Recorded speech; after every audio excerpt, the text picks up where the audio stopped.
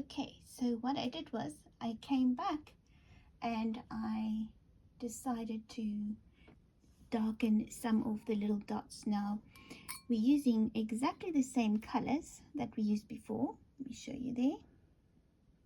So exactly the same colors. Let me see if I can zoom out a bit with this camera.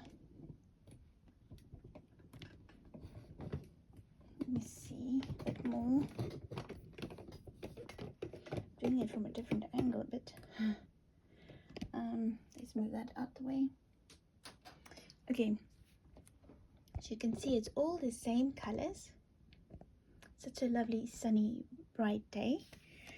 And what I did was I just noticed that a few of these dots dried a bit lighter than what I want it to be. So basically this is the consistency that you want, quite thick consistency. So I have a tissue paper handy, and what we're going to do is just darken a few of them. We're not going to go overboard. You just want to darken a few little dots, and they're not all the same sizes, and some are, looks like someone just dab brush strokes every now and again on the rainbow trout. So here I want quite a few darker spots because it's quite a dark section there, and I just alternate between the colors.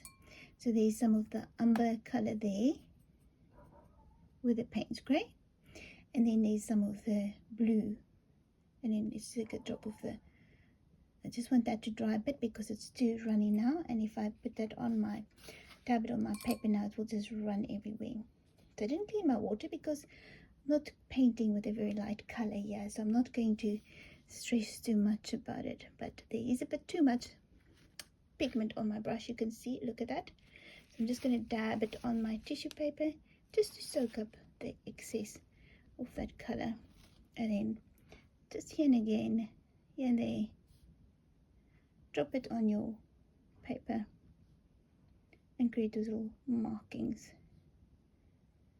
Some are much darker here by the back of the tail end, and also much bigger, so just darken a few of them. Some are very dark, some so just here and there, they just dried much lighter, and that is what happens with watercolor, and it's quite normal, and that's what makes it so much fun. You can always go back and just, you know, darken it a bit. You never know how it's going to dry. And just here and there. I'm not going to do every little dot. Don't want it all to be the same color.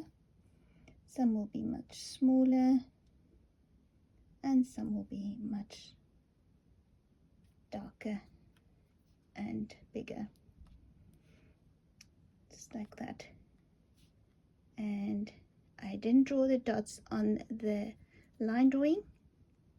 I want you to draw your own little dots and just paint them in. You don't have to draw them in. Just here and there, darken them, because it will create the, it will make such a difference to your painting.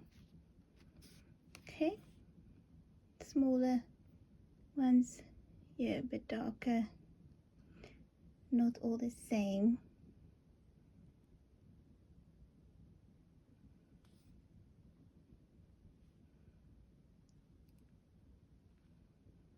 And around the face there.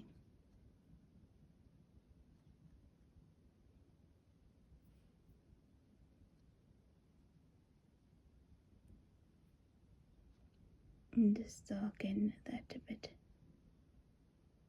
Again, you'll just see it makes a difference to your painting.